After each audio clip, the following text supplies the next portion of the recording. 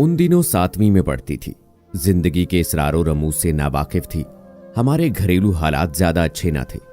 वालिद साहब सुबह काम पर जाते, शाम को लौटते। कम तनख्वाह में खींच तान कर गुजारा हो रहा था। मुझे इसका इल्म न था कि मुआशी तंगी और गुर्बत के मसाइल क्या होते हैं। वालिदैन चाहे जितने परेशान हों, औलाद की ज़रूरतों को बाखूबी पूरा करना चाहते हैं। बचपन का सुहाना वक्त सहेलियों के साथ खेल कूद में गुजर गया। होश संभाला तो पाबंदियां लग गईं कि पास पड़ोस में नहीं जाना, घर से बाहर नहीं झांकना और सहेलियों के साथ नहीं घूमना। लड़कियां इस उम्र में दोस्ती को अजीज रखती हैं। जितना सहेलियों से प्यार होता है उतनी तन्हाई कम होती है और इस एहसास की बहुत अहमियत होती है। पाबंदियां लगने से मैं घुटन का शिकार हो गई। बोरियत दूर करने को उसके सिवा चारा न था कि छत पर जाकर वक्त गुजारूं। छत से गली नजर आती थी। इर्द गिर्द के मकानात की छतें भी दिखाई देती थीं। ये मेरे लिए दिलचस्प नज़ारे थे। जब सर पर खुला आसमान हो और कोई रोकने टोकने वाला ना हो, रूह के दरीचे वाह हो जाते हैं। माँ पढ़ी लिखी न थी, आम सी घरेलू औरत के जिसे बच्चे पालने के सिवा किसी दूसरे काम से सरोकार न था। सालाना इम्तिहानों के बाद कुछ दिनों की छुट्टियां हो गईं। मैंने कहा कि मामू जान के घर चलते हैं। माँ ने जवाब दिया, आवारा मिजाज लड़कियों की तरह क्या तुझे घूमने फिरने के सिवा कुछ नहीं सूझता? मुश्किल से तालीम दिलवा रहे हैं, कुछ तो हमारा एहसास कर। छुट्टियां हैं तो घर के कामकाज में मेरा हाथ बटा। क्या तूने कोई काम नहीं सीखना? सारी उम्र ऐसी ही निकम्मी रहेगी, घर कैसे बसाएगी? माँ की इतनी लंबी तकरीर से मैं बदमजा हो गई। जी चाहा सामने जो गमला रखा है उसको ठोकर मारकर तोड़ दूं। माँ की झाड़ सुनकर मैं रोने बैठ गई। तभी इत्तेफाक से नानी अम्मा गांव से आ गई। उन्होंने मुझे रोते देखा तो बहुत दुखी हुई। कहने लगी, हामिदा ये क्यों रो रही है? इसका कोई मर गया है शायद। माँ ने गुस्से में तड़ाक से जवाब दिया। नानी अम्मा का कलेजा हिल गया। बोली, हामिदा क्या मैंने तुझे ऐसे पाला था जैसे तू इसको झिड़कती है? ये बहुत बुरी बात है। इस उम्र में बच्चों का दिल हाथ में रखने की जरूरत होती है, पैरों में रौंदने की रविश नहीं अच्छी। तुम पर ऐसी ही भारी है तो मेरे साथ इसे भेज दो, ये वहां छुट्टियां गुजार लेगी। अम्मा बोली, ये तो पहले ही दिन से चाहती थी कि ऐसा हो। चलो अच्छा है, अब इसको ले जाइए, कम से कम काम से तो इसकी जान बची रहेगी। नानी 4 दिन रहीं। उनके समझाने पर माँ ने मुझको साथ भेज दिया। मैं बहुत खुश हुई। नानी का गांव मुझको पसंद था। वहां बचपन की सहेलियां भी थीं जिनसे मिलने का अरमान रहता था।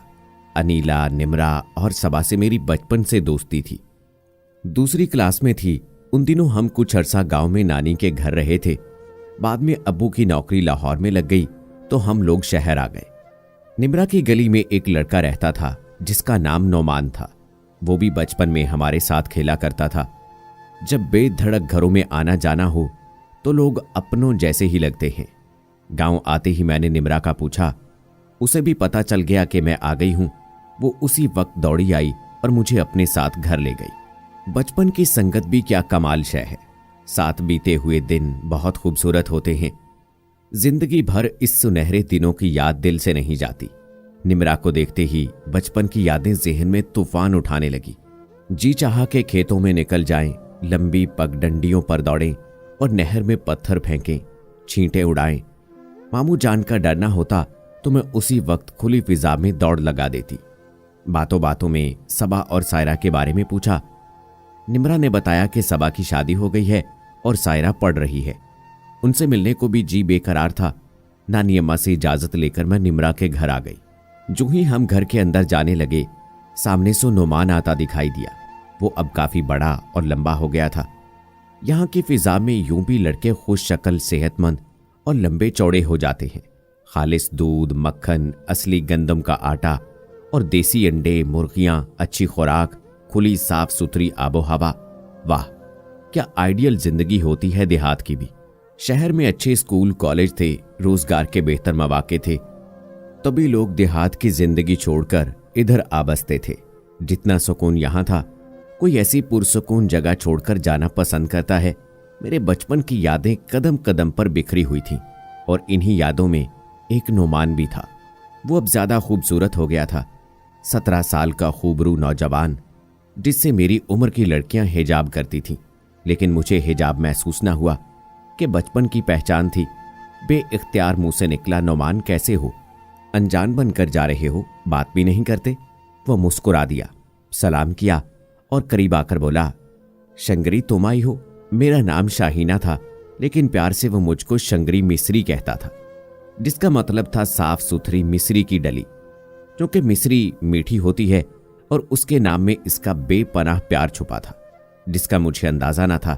थोड़ी देर तक हमने बातें की, फिर मैं नानी के घर चली गई और वो अपनी राह हो लिया। आज वो बहुत खुश थी कि नौमान से मुलाकात हुई थी।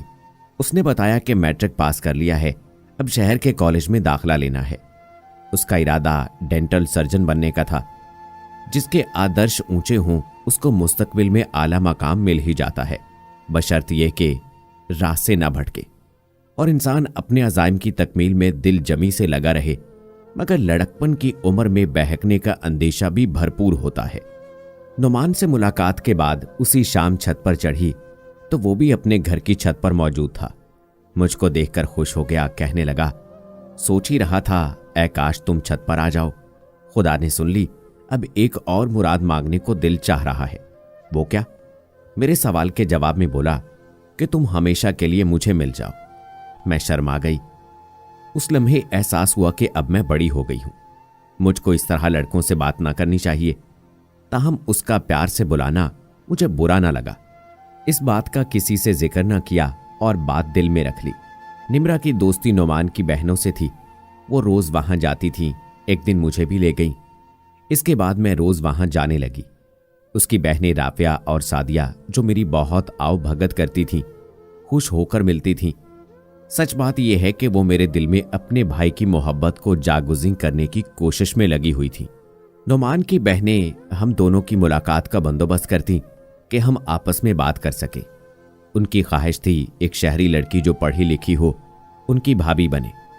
उसकी माँ भी मुझे पसंद करती थी, पास बिठाकर शहर का अहवाल दरियाफ्त करती थी। उन्हीं दिनों नानी बीमार पड़ गई।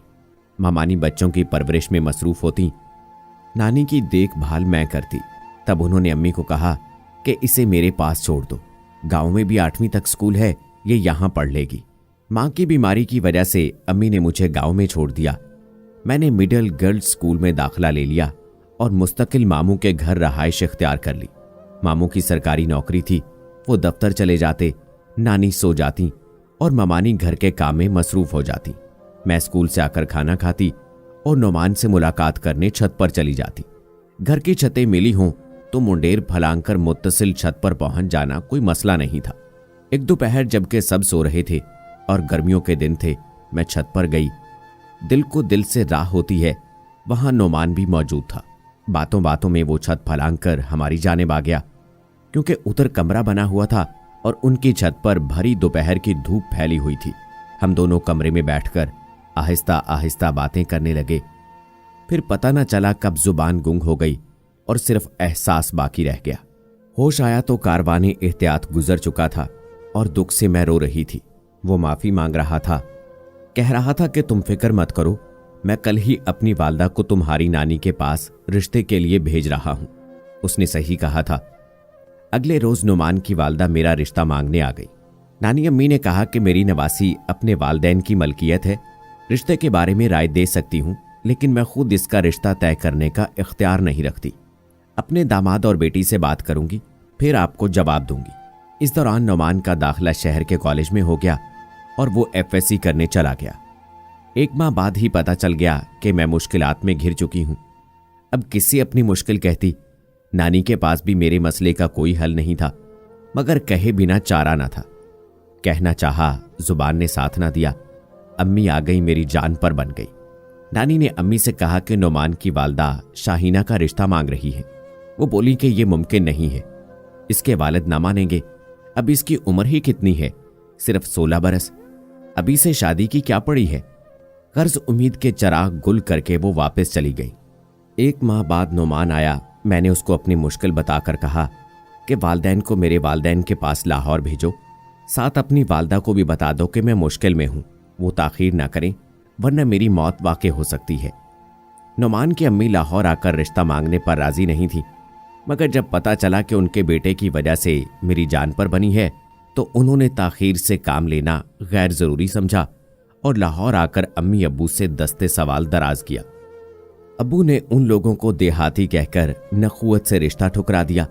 अम्मी ने भी कहा, बहन जी, जब शाहीना के वालिद नहीं मान रहे तो मैं क्या कर सकती हूं।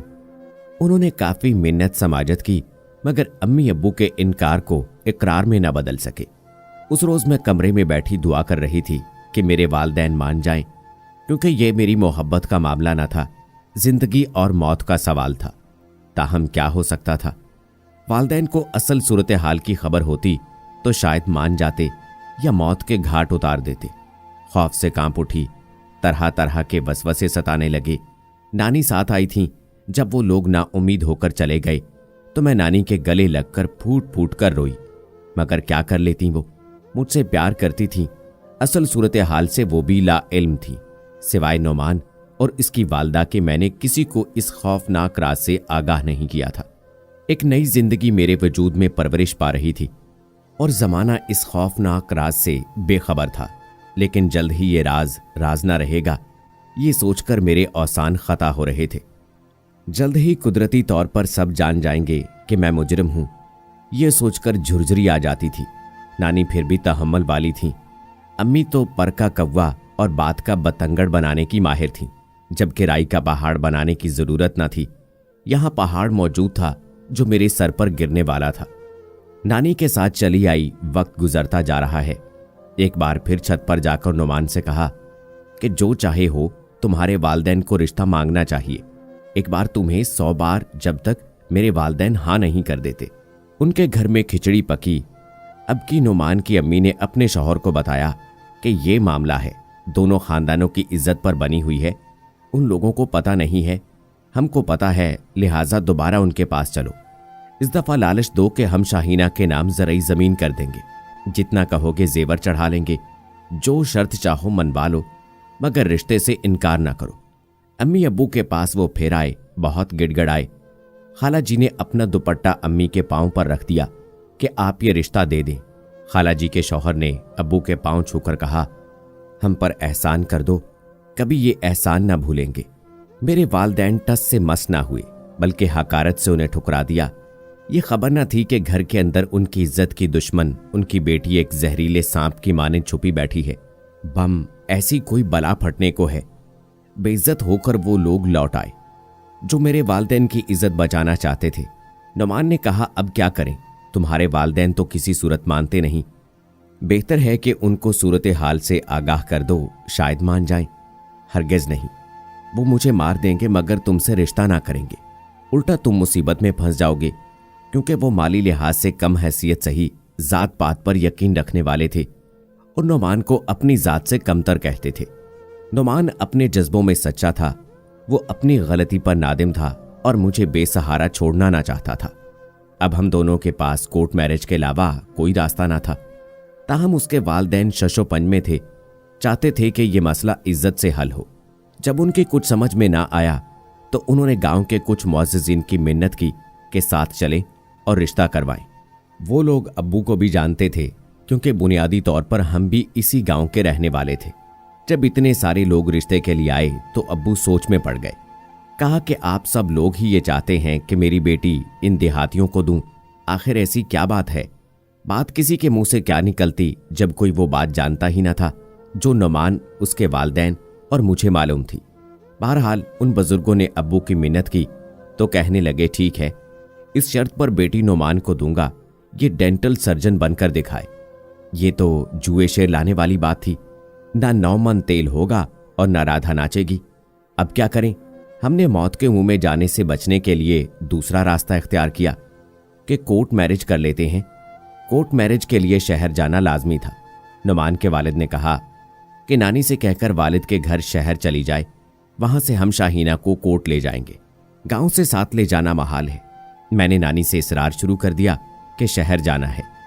अम्मी अब्बू के लिए उदास हूं। पहले तो वो सुनी अनसुनी करती रहीं। कहा, तुम्हारे मामू फारिग हो जाएंगे तब चलेंगे। स्कूल से छुट्टियां करोगी? 3 माह हो चुके रिश्ता तलब करते और कामयाबी ना हुई थी। अब मजीद वक्त की गुंजाइश न थी। किसी सूरत नानी को राजी किया और मैं वालिदैन के पास आ गई। नुमान ने समझा दिया था कि कब, कहां, किस वक्त तुमने आना है। मैं, अब्बू और वकील तुमको कोर्ट ले जाएंगे। रात को मैंने नुमान की दी हुई नशा आवर गोलियां घर वालों को दूध में घोलकर पिला दी और वो गहरी नींद सो गए। तो मैं घर से निकल आई। जहां नुमान ने बताया था वहां सब मेरा इंतजार कर रहे थे। नुमान के वालिद इसलिए साथ दे रहे थे कि वो मेरे घर वालों की इज्जत और अपने होने वाले पोते पोती की जान बचाना चाहते थे और अपनी नस्ल को अपना नाम देना चाहते थे। बसूरत दीगर एक इंसानी जान जाय हो सकती थी और उनके बेटे को अगर पुलिस पकड़ कर ले जाती तो यही मामला गंभीर हो सकता था। वो शरीफ लोग थे, हर सूरत में बेइज्जती से डरते थे। मेरी बदनामी का भी उनको अंदेशा था, लिहाजा नाउम्मीद होकर उन्होंने दूसरा रास्ता कोर्ट मैरिज वाला चुन लिया। मैं उनके हमरा कोर्ट गई और निकाह हो गया। जब वापस घर आई तो उस वक्त घर वाले सब उठ गए थे। अम्मी ने पूछा कि इस वक्त कहां से आ रही हो। मैंने साफ साफ बता दिया कि मैंने नुमान से निकाह कर लिया है। अगर ना करती तो आपकी और उनकी बेइज्जती होती, शर्मिंदगी अलग होती। मैं असल सूरत हाल बता सकी और न आप समझ सके। सब घर वाले परेशान हो गए कि ये कैसी बातें कर रही है। उन्होंने उसी वक्त तैयारी की और अपने गांव आ गए। मुझे मौका ही नहीं दिया कि मैं नुमान को कुछ बता सकूं। यहां हमारे सारे रिश्तेदार थे। सबको अब्बू ने इकट्ठा किया और कहा कि हम नुमान के बाप पर केस दायर करते हैं। हमारी बेटी को वर्गलाया है और नुमान से इसकी तलाक कराते हैं।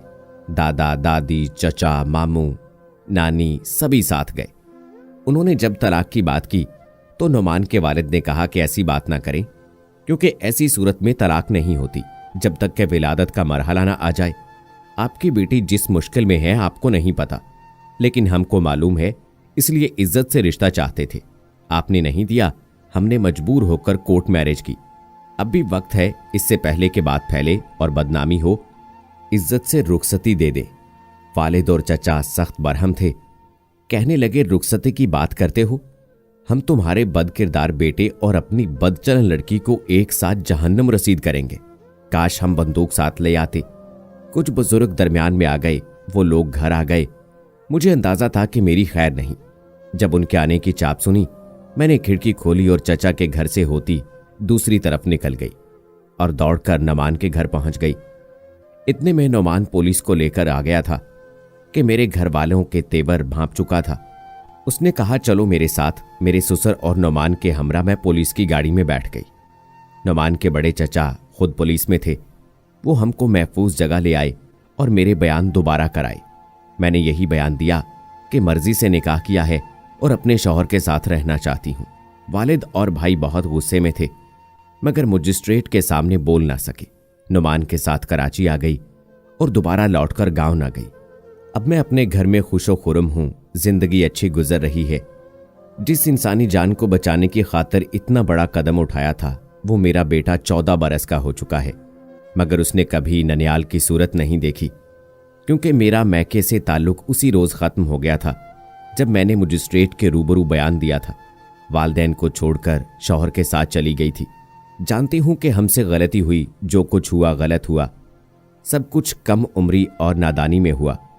औलाद को अपनी इज्जत और वालदैन के नामूस का पास रखना चाहिए। ऐसा कदम नहीं उठाना चाहिए कि जिससे माँ बाप का दिल दुखे, उनके दिल आजारी हो। मगर इंसान खता का पुतला है। बच्चों से गलतियां होती हैं तो उनको संभालना भी वालदैन को ही पड़ता है। अपने किए पर नादिम हूं। वालदैन मिल जाएं तो उनके पांव पकड़कर माफी मांग लूं। अपने खुदा से भी शर्मिंदा हूं। हर वक्त आजिज़ी से बख्शिश की दुआ करती रहती हूं। लेकिन वालदैन को भी चाहिए कि जब औलाद खुद सर और खताकार हो जाए तो वो उसको रुसवा होने से बचा लें। जिद ना करें, उनके मसाइल हल करने की कोशिश करें। अब अम्मी अब्बू रोते हैं, कहते हैं काश जब नुमान ने रिश्ता मांगा था और लोग भी अच्छे थे तो हमको उन्हें रिश्ता दे देना चाहिए था।